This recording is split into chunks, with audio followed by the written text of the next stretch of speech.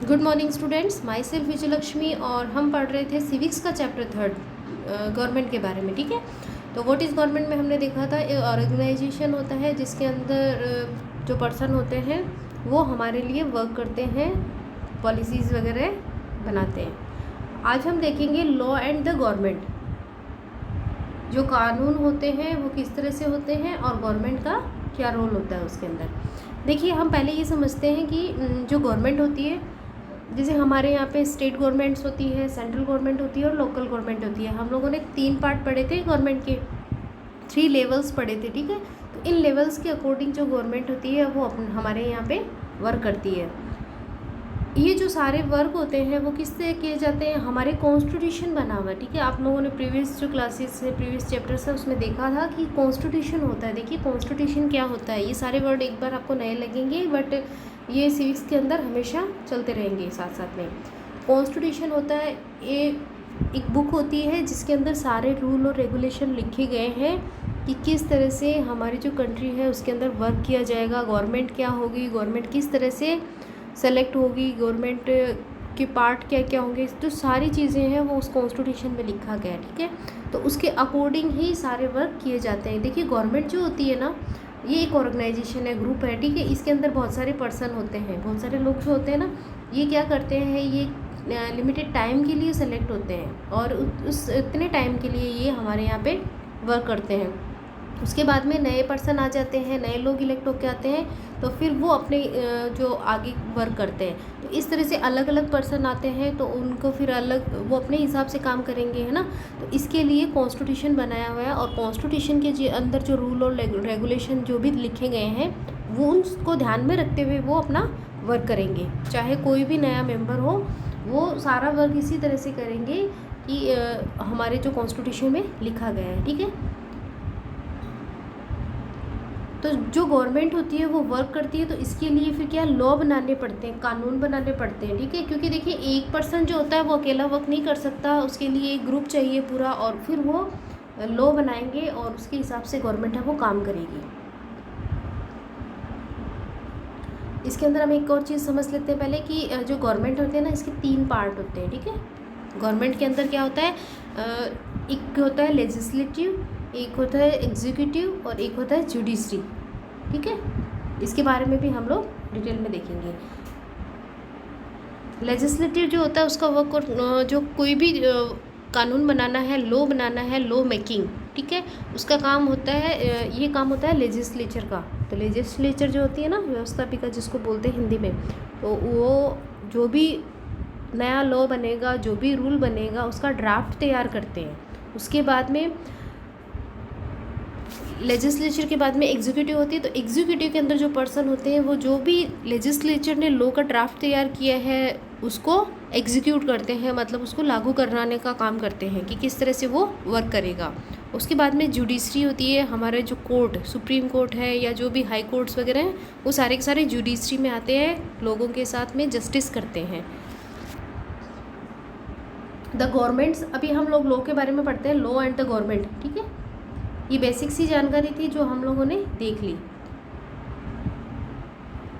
The government makes law, government जो है वो लॉ बनाती है, and everyone who lives in this country has the following these. तो गवर्नमेंट है वो, अभी देखा था किस तरह से जो लेजिस्लेचर जो पार्ट होता है ना, वो और एग्जीक्यूटिव मिलके लॉज को बनाते हैं। ठीक है, उसके बाद में ये जो गवर्नमेंट का काम होता है, इसको सारी जो कंट्री है उसके अंदर फॉलो किया जाता है। This is the only way, ये एक तरीका है जो गवर्नमेंट के इन फंक्शन जिसमें गवर्नमेंट वर्क करती है। Just like the government has to power to make decision, जिसके अंदर गवर्नमेंट के पास क्या पावर होती है, डिसीजन लेने की। Similarly it has the power of influence it's decision, अपने जो डिसीजन है उनको इन्फोर्समेंट करना, मतलब उनको लागू करवाना, डिसीजन लेना और उनको लोगों के ऊपर लागू भी करना। For example there is a law, जैसे कि एक लॉ बना हुआ है, so that all person driving a motor vehicle must have a license. जैसे एक कानून बना है कि जो भी सारे पर्सन हैं वो जब मतलब ड्राइविंग करेंगे ना, तो उनके पास में लाइसेंस होना चाहिए। देखिए हमारे यहाँ रूल बना हुआ है ना, लाइसेंस वाला गाड़ी चला सकता है ना, बिना लाइसेंस के होते हैं तो उसको पकड़ लेते हैं। तो इसीलिए ये एक लॉ बना हुआ है, एनी पर्सन कोर्ट किसी भी पर्सन को मतलब driving a vehicle without a license can either be jail for fine a large sum of money. अगर कोई बिना लाइसेंस के मिलता है तो उसको जेल भी हो जाती है या फिर उस पर जुर्माना भी लगाते हैं, फाइन लगाते हैं ना। आपने भी देखा होगा, इस तरह से हेलमेट के लिए भी है कई जगह पे। तो ये जो है ना लॉ है, हमारे कानून में लिखा गया है। विदाउट दीज लॉज, इन लॉ के बिना the government power to make decision is not of much use. अगर ये लॉ नहीं बना होता है तो जो गवर्नमेंट का जो डिसीज़न है ना वो ज़्यादा मतलब यूज़ नहीं किया जा सकता। देखिए गवर्नमेंट हर जगह ऐसे तो नहीं है कि सब जगह खड़े होकर ऐसे ध्यान रख रहे हैं, लेकिन ये एक रूल बना दिया गया है कि सारे जो पर्सन है उनके पास लाइसेंस होना चाहिए ड्राइविंग करते हुए। तो अब जब ये इस तरह की घटना होती है कि अगर किसी के पास नहीं है तो फिर उस रूल के अकॉर्डिंग उनको पकड़ सकते हैं।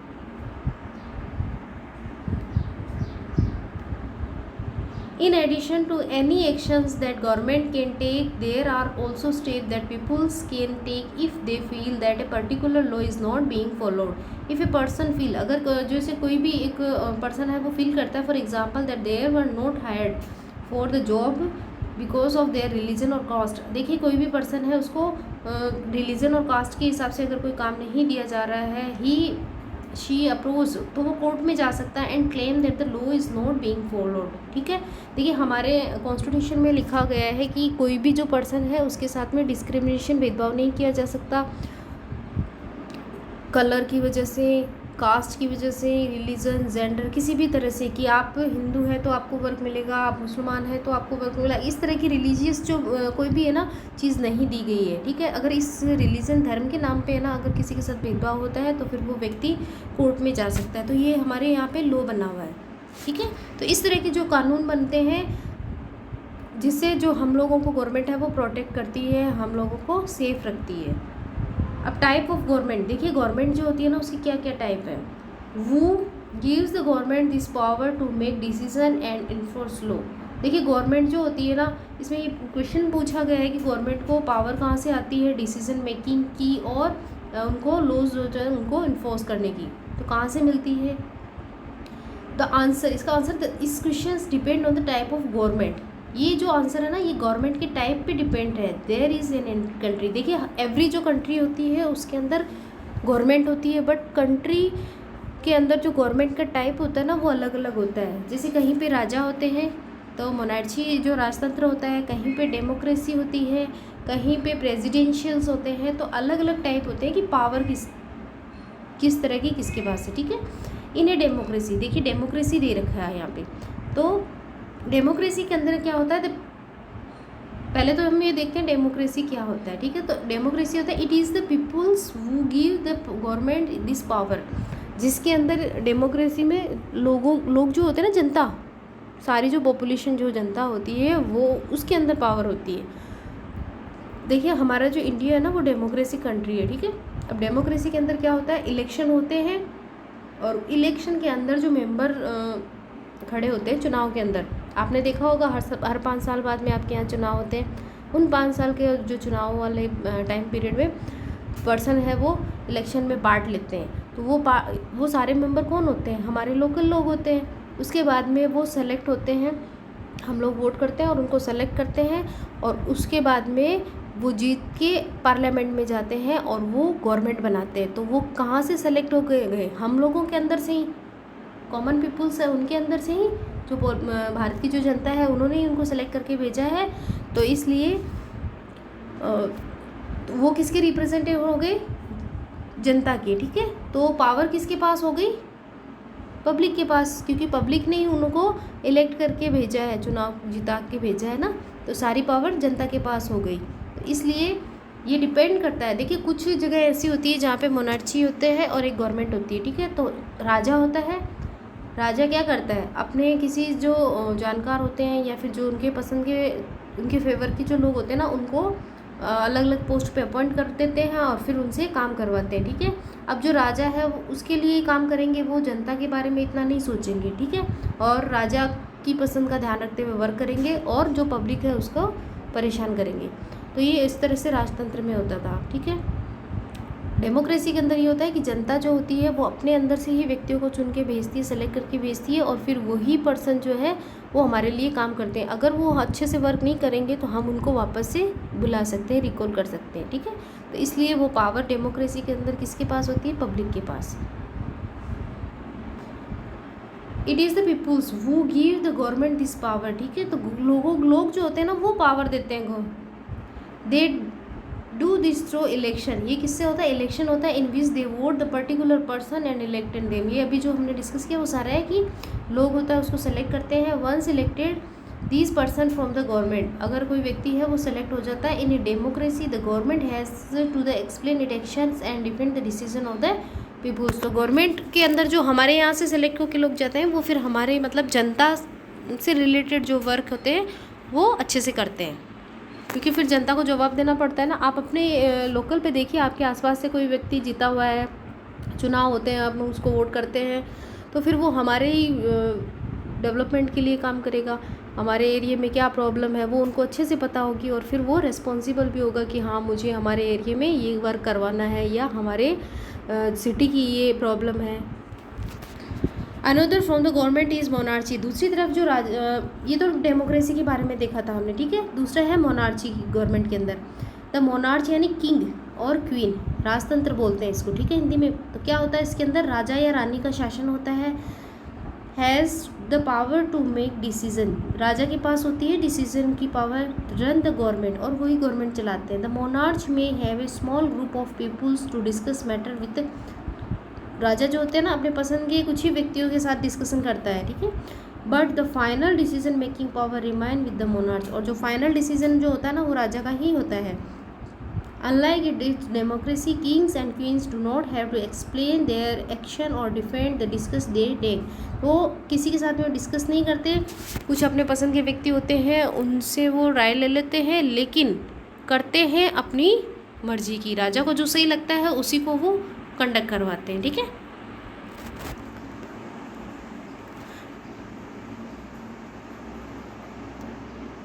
ये देखिए यहाँ पे एक बॉक्स में दे रखा है, अपन इसको भी देखते हैं पहले। Now where in the world have government willingly shared power, ठीक है, all over Europe and USA. Europe और यूएसए के अंदर women and poor have the fight to participation in the government, women struggle to vote.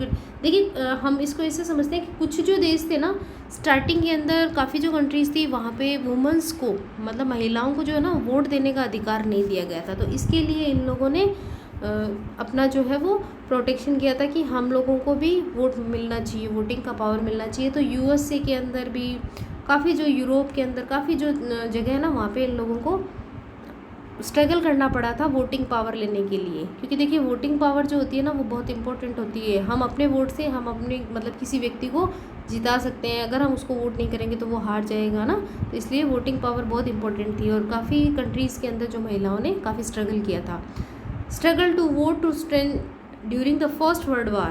This movement is called the woman suffrage movement, as the term suffrage usually means right to vote. तो ये जो suffrage word जो है ना ये particular right to vote के लिए use किया जाने लगा है, क्योंकि काफ़ी मात्रा में लोगों ने किया था। स्टार्टिंग में महिलाओं को अधिकार नहीं था, और कुछ जो रिच पर्सन थे उन्हीं को ये वोटिंग का पावर था। ये आप अगली क्लासों के अंदर अच्छे से पढ़ोगे। During the war many men were away fighting the because of these womens were called upon to do work that was earlier considered men works, ठीक है। Many womens began organizations and managing different kind of work. महिलाएं जो थी ना उन्होंने फिर अपने लिए आवाज़ उठानी शुरू करी और अलग अलग तरह से वर्क करना स्टार्ट किया। When people saw this they began to wonder why they had created so many unfair stereotypes। देखिए स्टीरियोटाइप्स भी आपके आया था लास्ट चैप्टर के अंदर अबाउट वुमेन्स एंड लोग जो थे ना वो महिलाओं के बारे में इस तरह की। फर्स्ट वर्ल्ड वार के टाइम की बात है, फर्स्ट वर्ल्ड वार हुआ था 1914 से 18 तक, ठीक है। तो उस टाइम के अंदर जो लोगों की बातें थी ना वो इस तरह की थी, महिलाओं को वो एक अलग तरह से कि महिलाएं अच्छे से वर्क नहीं कर सकती या पुरुषों के इक्वल वर्क नहीं कर सकती। तो इस तरह के प्रॉब्लम्स चल रहे थे उस टाइम, ठीक है। द सफगेट्स डिमांडेड टू राइट्स, सफगेट्स होगी ना महिलाएं जो वोटिंग के लिए प्रोटेक्ट कर रही थी, vote for all womens and to get their demands heard. उनको ये डिमांड थी कि उनको भी अच्छे से जो पब्लिक प्लेस पे या जो भी पुरुषों को जो अधिकार दिए जा रहे हैं वही महिलाओं को दिए जाए, इस तरह की वो महिलाएं हैं वो डिमांड कर रही थी और चेन बना के मतलब रैलियाँ वगैरह निकाल रही थी पब्लिक प्लेस पे लोगों का ध्यान बताने के लिए। मैनी सफरेट्स वर इम्प्रेस्ड, मतलब बहुत सारी जो महिलाएं उनको जेल में डाल दिए गए। एंड वेंट हंगर स्ट्राइक, और कुछ जो थी ना वो भूख हड़ताल पे चली गई। And they had to be fed by force, उनको ज़बरदस्ती उनकी हड़ताल को ख़त्म करने लग गए। American womens got the right vote. देखिए यहाँ पे क्वेश्चन बन जाएगा आपके कि अमेरिकन वुमेन जो है ना उनको राइट टू वोट कब मिला था, 1920 के वाइट। तो ये जो है ना part, American women got the right to vote in 1920 while womens in the UK got the vote on the same terms. ठीक है, देखिए मैन सम ईयर लेटर्स, मतलब आदमियों की मतलब पुरुष जो है ना मेंस उनके काफ़ी टाइम बाद में इनको मिला था ना।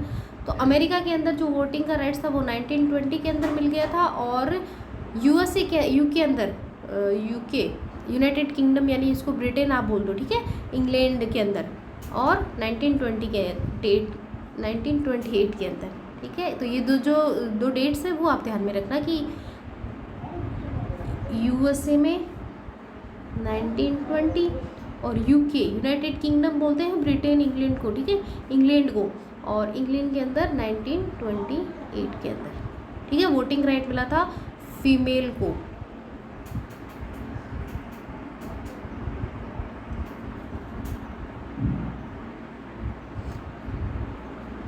देखिए यहाँ पे एक डिस्कस वाला टॉपिक दे रखा है, अपन इसको डिस्कस करके देखते हैं। ठीक है, डू यू थिंक, आप सोचते हैं it is important for the peoples to be involve in decision that affect them. देखिए लोगों को अगर हम डिसीजन के अंदर इन्वॉल्व करते हैं, गवर्नमेंट जैसे हमारे यहाँ डेमोक्रेसी में गवर्नमेंट के अंदर लोगों का रोल है ना, पब्लिक का रोल है, तो ये कह रहे हैं अगर डिसीजन के अंदर पब्लिक को इन्वॉल्व करते हैं तो क्या इफ़ेक्ट रहता है, क्या अच्छा रहता है। Give two reason for your answer, इसके दो रीज़न देने हैं कि सही है क्या क्या इफ़ेक्ट करता है या नहीं।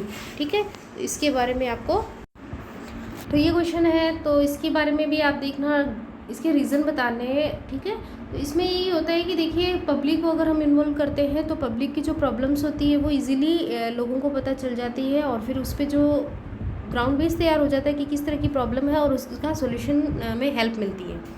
ठीक है, which type of government would you prefer to have in your place you live in, किस टाइप की जो है ना गवर्नमेंट है। तो हमारे यहाँ पे तो डेमोक्रेटिक है ना, और डेमोक्रेटिक क्यों है, क्योंकि जो डेमोक्रेसी है वहाँ पे हम लोगों को काफ़ी हेल्प मिल जाती है, और जो पब्लिक है उसकी जो भी प्रॉब्लम है उसका सॉल्यूशन इजीली हो जाता है। Which of this statement below is correct, correct बताना है इसके अंदर से कौन सा है। ठीक है, करेक्ट दो sentence and do you thinks need correction, किसके अंदर करेक्शन की ज़रूरत है। In a monarchy the country citizen are allowed to elect whomever to they want. देखिए मोनार्ची के अंदर जो लोग हैं ना उनको इलेक्शन के अंदर अपनी पसंद के व्यक्ति को चुनने की आज़ादी है क्या। मोनार्ची में ये नहीं होता। देखिए मोनार्ची का जो हेड होता है वो किंग या क्वीन होता है, मोनार्ची का किंग और क्वीन होता है, और फिर वो हेरिडिटी होते हैं। ज़्यादातर जो राजा और होते हैं ना वो हेरिडिटी, मतलब राजा जो होते हैं उसके बाद में उनकी फैमिली के अंदर राजा का बेटा राजा बनता है, या फिर ये होता है फिर उसके रिलेटिव्स अगर वो होते हैं तो वो किंगशिप में आते हैं। ठीक है, ऑर्डिनरी पीपल्स का इसमें पार्टिसिपेट कम होता है। In a democracy a king has absolute power to rule the country. Democracy के अंदर जो है ना पावर, देखिए कुछ जो डेमोक्रेटिक कंट्री होती है ना, जैसे हम एग्जांपल लेते हैं कि कुछ जो कंट्रीज़ थी वहाँ पे क्या हुआ था कि किंग भी थे और फिर उन्होंने जो है इलेक्शन भी करवाए। ठीक है, in a monarchy people can raise question about the decision the monarch take. Monarchy के अंदर पीपल कैन राइज क्वेश्चंस, लोग जो हैं उनके questions about the decision the monarch take, कि लोग जो है वो क्वेश्चन पूछ सकते हैं उनसे जो राजा ने बनाया। ऐसा नहीं हो सकता क्योंकि वहाँ पे जो किंग होता है उसी की पावर सुप्रीम होती है मोनार्ची के अंदर। ठीक है, तो ये हमारे टाइप ऑफ गवर्नमेंट हो गया, किस तरह की गवर्नमेंट है। तो हमारे इंडिया के अंदर किस तरह की गवर्नमेंट है, डेमोक्रेसी। ठीक है, तो आई होप आपको यहाँ तक समझ में आ गया होगा। नेक्स्ट जो है वो हम नेक्स्ट क्लास में पढ़ेंगे। ठीक है।